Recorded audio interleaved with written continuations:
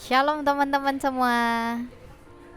Welcome di CKT 1. Ya, saya Helena Demi. Saya mau membantu teman-teman semua buat bisa sama-sama belajar di CGT 1 kali ini. Kita pasti pada punya semua ya bukunya ya. Buku CGT 1. Ya, mungkin ada yang secara online. Kita belajar sama-sama ya.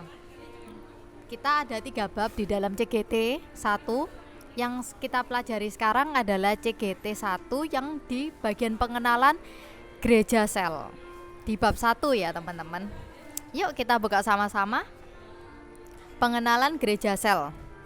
Poin-poinnya ada visi gereja Mawar Sharon, ada juga yang mengapa kelompok kecil, 3 komponen gereja sel, pengenalan connect group, pemuritan dalam connect group. Kita mulai yuk dari visi gereja Mawar Sharon. Di dalam visi gereja Mawar Sharon terkandung bahwa ada kata-kata yang penting yang kita ambil, yaitu dari Sang Juru Selamat kita, Tuhan Yesus, mengenai amanat agung yang diperintahkan untuk kita bisa lakukan dan jalani sebagaimana kita anak-anak Tuhan. Anak-anak yang mencintai Tuhan pasti akan punya kerinduan seperti Tuhan untuk lebih lagi mengenal Tuhan dengan melakukan amanat agung yang Tuhan beri. Jadi di dalam amanat agung di halaman 3 ya teman-teman, ada 4 ucapan Yesus di akhir pelayanannya sebelum ia naik ke surga. Ini ada di Matius 28 ayat 18 sampai 20. Ini adalah amanat agung dari Tuhan Yesus. Tuhan Yesus berkata, "Kepadaku telah diberikan segala kuasa di sorga dan di bumi. Karena itu pergilah, jadikanlah semua bangsa muridku dan baptislah mereka dalam nama Bapa, Anak, dan Roh Kudus, dan ajarlah mereka melakukan segala sesuatu yang telah Tuhan Yesus perintahkan kepada kita. Dan ketahuilah aku menyertai kamu senantiasa sampai pada akhir zaman." Teman-teman percaya bahwa setiap kita selalu Tuhan sertai, selalu Tuhan jagai, dan Tuhan itu tidak pernah meninggalkan kita. Jadi apapun resiko, apapun juga yang kita harus jalani, semuanya itu selalu ada dalam campur tangan Tuhan. Meskipun kita harus bayar harga, kita harus berjuang, kita harus pikul salib, tapi tangan Tuhan itu selalu menyertai kita. Karena Tuhan menyertai kita sampai pada akhir zaman. Kita nggak tahu kapan berakhirnya zaman ini, tapi yang kita tahu hari-hari depan ketika Tuhan izinkan untuk kita masih ada hingga sampai saat ini, itu semua karena kemurahan Tuhan. Jadi di dalam amanat agung pun sangat penting buat kita, dan inilah menjadi cikal bakal visi dari gereja Mawar Sharon. Nah, visi dari gereja Mawar Sharon adalah gereja sel yang apostolik dan profetik. Gereja sel itu adalah apa sih? Nah, teman-teman, gereja sel ini dibangun atas dasar kelompok kecil dan menempatkan kelompok kecilnya sebagai pusat pelayanan, pemuritan, dan penggembalaan. Sedangkan apostolik itu apa? Apostolik itu gereja yang diutus untuk memenangkan dunia. Teman-teman lahir bukan punya tujuan pribadi, tapi sebenarnya masuk dalam tujuan ilahi dari Tuhan. Karena Tuhan menciptakan kita begitu berharga dan spesial. Tuhan tidak pernah mengizinkan kita untuk meninggalkan Tuhan, karena Tuhan begitu sayang sama kita, apalagi kita yang mau setia dan tunduk taat sama Tuhan, dan mau punya kerinduan memenangkan orang-orang di sekeliling kita. Kita hidup di dunia bukan hidup untuk diri sendiri, tapi juga buat orang lain. Nah, profetik sendiri itu apa? Gereja yang bergerak dalam tuntunan Tuhan dan menyuarakan pesan kehendak Tuhan, bukan kehendak kita ya teman-teman, tapi kehendak Tuhan dengan kebenaran firman Tuhan. Teman-teman, ada satu perbedaan antara gereja sel dan gereja yang memiliki kelompok kecil. Apa yang membedakan? Kalau gereja sel, kelompok kecil merupakan inti dari gereja itu. Sedangkan kalau gereja yang memiliki kelompok kecil, Kelompok kecil hanya salah satu program dan bukan inti dari gereja tersebut. Kita bagian dari gereja sel, gereja yang intinya adalah dalam kelompok kecil, pusatnya di dalam kelompok-kelompok kecil, seperti komunitas rohani yang ada di dalam North Sharon, CG, seperti itu. Mengapa kelompok kecil? Dalam pelayanan Tuhan Yesus di dunia ini, Tuhan Yesus bukan hanya mengajar dan melayani di bait Allah, tetapi juga membentuk kelompok kecil, yaitu memuridkan ke-12 murid, serta melayani di rumah-rumah. Sebenarnya hal yang istimewa adalah ketika menjadi bagian dari 12 murid itu, karena punya hubungan yang intim dengan Tuhan, bisa mengenal Tuhan lebih dalam. Tuhan Yesus melayani mereka secara pribadi. Mereka yang dimaksud adalah murid-murid Tuhan Yesus yang ada 12 itu. Ketika ada di antara mereka yang membutuhkan, pemuritan dilakukan dalam kelompok dan pemuritan pribadi. Satu persatu bukanlah sebuah pilihan salah satu, tapi keduanya adalah bagian dari pemuritan itu sendiri. Yesus juga melakukan kedua-duanya. Dalam hal hubungan, Yesus membangun hubungan dengan semua murid-muridnya, baik secara pribadi maupun di dalam kelompok. Demikian juga tidak cukup bagi murid-murid untuk hanya memiliki hubungan dengan Yesus. Mereka juga harus memiliki hubungan satu sama lain. Jadi, hidup bukan untuk diri sendiri, tapi hidup untuk orang lain juga dan untuk menyenangkan hati Tuhan. Kelompok kecil di dalam Perjanjian Lama, Musa ini melakukan tanggung jawab pastoral lebih dari apa yang dia tanggung. Mengapa? Karena sama seperti banyak pendeta atau hamba Tuhan, hari-hari ini mereka mencoba melakukan semuanya seorang diri. Hasil dari kepemimpinan tunggal, one man show leadership, dapat mendatangkan lebih banyak masalah karena seorang diri tidak mendapatkan bantuan dari yang lain, karena pikirannya adalah untuk fokusnya adalah tentang memimpin dan tidak memuridkan. Jadinya akhirnya Musa itu apa? Kewalahan dan kelelahan, sedangkan kebutuhan dari umat Tuhan juga tidak terpenuhi. Jadinya dalam hikmat Allah, Yitro, ada tokoh namanya Yitro. Yitro ini mertuanya Musa, memberi petunjuk sama Musa, mencari orang-orang yang cakap dan takut akan Allah, bisa dipercaya dan benci pengajaran suap, untuk menetapkan mereka menjadi pemimpin 1000 orang, 100 orang, 50 orang, dan 10 orang.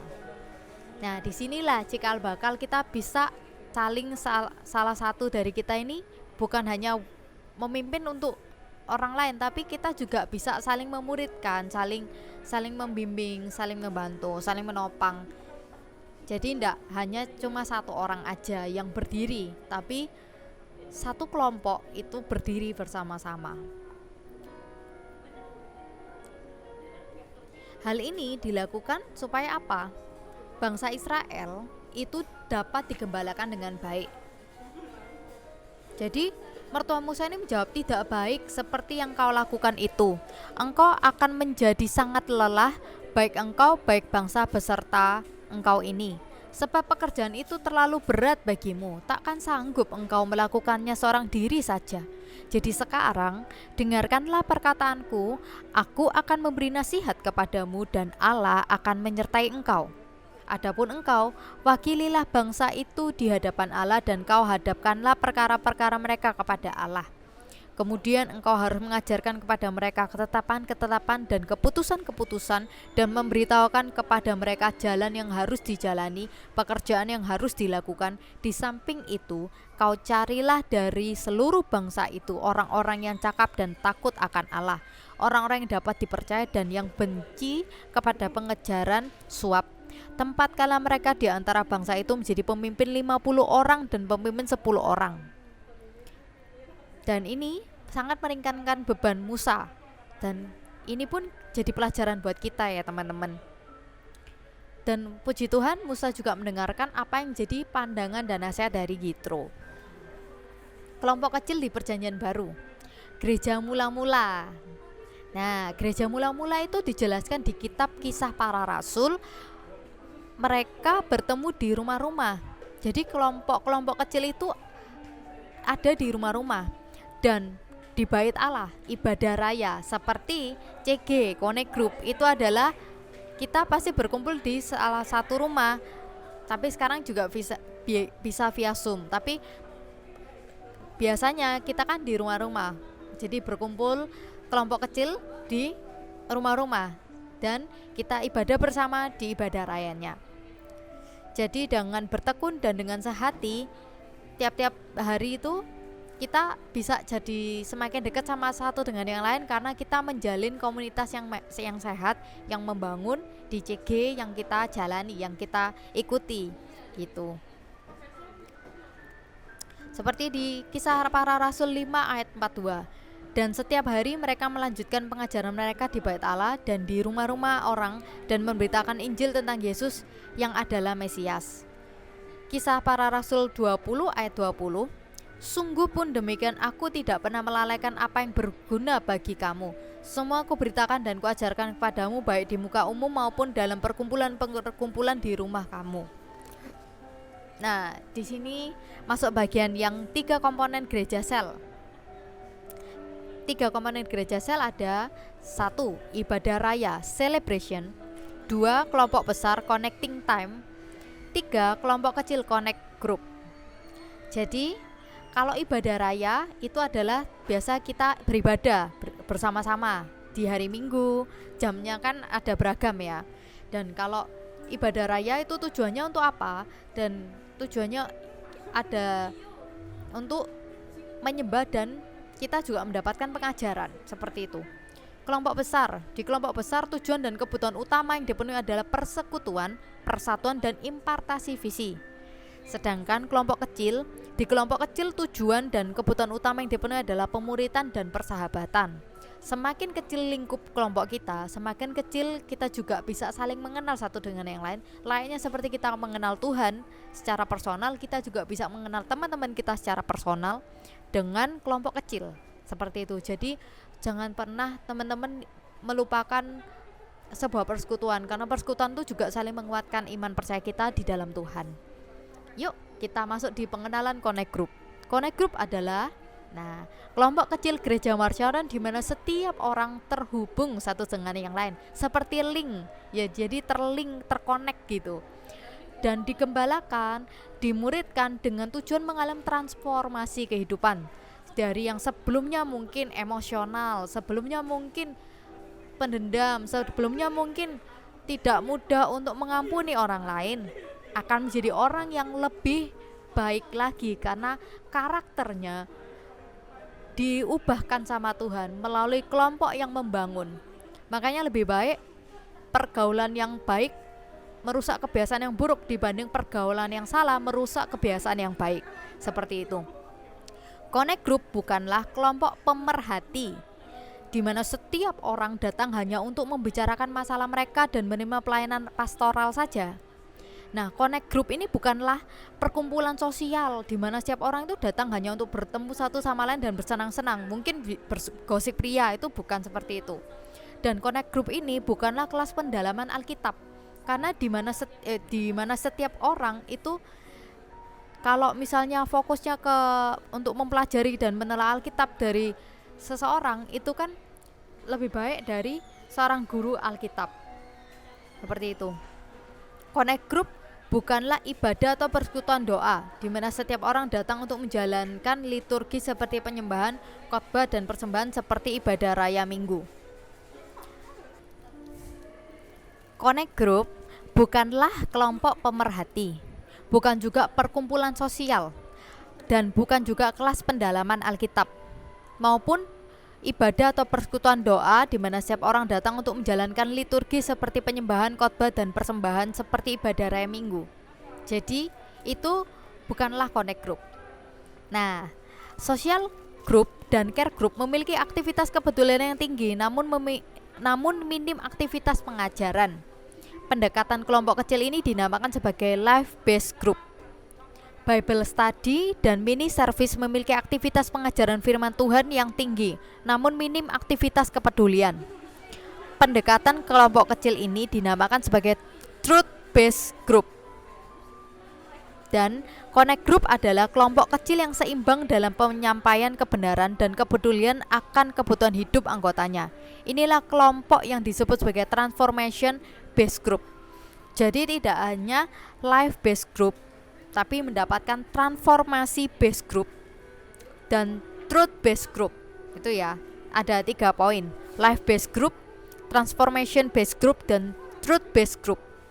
Di dalam connect group ada persahabatan, merenungkan firman, dan saling melayani dengan tujuan utama yaitu pemuritan yang mengubah kehidupan. Nah, dalam struktur kepemimpinan dalam connect group, khususnya di Mount Sharon, senior pastor kita adalah Pastor Philip Mantova. Lalu di bawahnya persis regional pastor, lokal pastor, CG pastor. Di dalamnya itu ada family atau pro M, AOG, Eagle Kids. Nah, di bawahnya lagi adalah team leader, di bawahnya coach, di bawahnya CGL, di bawahnya lagi sponsor, dan di bawahnya lagi member. Jadi teman-teman mungkin jadi bisa tahu, oh ini saya posisinya di mana, seperti itu. Nah, kita lanjut ya. Struktur kepemimpinan dalam connect group. Lokal pastor. Lokal pastor ini adalah pemimpin sebuah gereja lokal, GMS. Lokal pastor ini mempertanggungjawabkan tugas dan pelayanan sebagai regional pastor.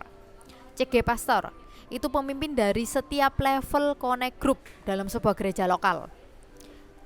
CG pastor ini memimpin tim leader dan mengembalakan jemaat di dalam level pengembalaannya. Seorang CG pastor mempertanggungjawabkan tugas dan pelayanannya kepada lokal pastor. Tim leader adalah seorang yang dipercayakan untuk memimpin 3-10 coach. Jadi seorang tim leader ini mempertanggungjawabkan tugas dan pelayanannya kepada CG pastor. Coach itu adalah seorang yang dipercaya untuk memimpin CG leader. Seorang coach mengembalakan dan memuridkan 2-8 CG leader. Seorang coach mempertanggungjawabkan tugas dan pelayanannya kepada tim leader. CG leader adalah seorang yang dipercaya memimpin sebuah connect group. Seorang CG leader mempertanggungjawabkan tugas dan pelayanannya kepada coach. Nah, sponsor adalah seorang member connect group, seperti wakil ketua CG, seperti itu, yang membantu CG leader untuk melayani dan memuridkan member connect group yang lain. Seorang sponsor mempertanggungjawabkan tugas dan pelayanannya kepada CG leader. Member adalah seorang yang mau mengambil komitmen untuk tertanam, bersedia untuk dimuridkan dalam sebuah connect group. Simpatisan. Nah, simpatisan ini adalah seorang yang sudah lebih dari sekali datang ke connect group, namun belum memutuskan untuk mau tertanam dalam connect group. Jadi CG leader akan menanyakan komitmennya untuk tertanam. Nah, waktu yang diberikan CG leader ini kepada simpatisan untuk berdoa dan berpikir adalah 4-8 minggu. Apabila dalam 8 minggu simpatisan tidak memberi keputusan atau tidak menyatakan mau berkomitmen untuk tertanam, maka CG leader mengarahkan simpatisan tersebut untuk menemukan komunitas lain di mana dia bisa tertanam dan bertumbuh. Sebaiknya jika simpatisan tersebut siap berkomitmen untuk tertanam dan bertumbuh, maka ia menjadi member connect group. Nah, ada terakhir, jiwa baru. Seorang yang baru pertama kali hadir di acara connect group dan ibadah raya gitu.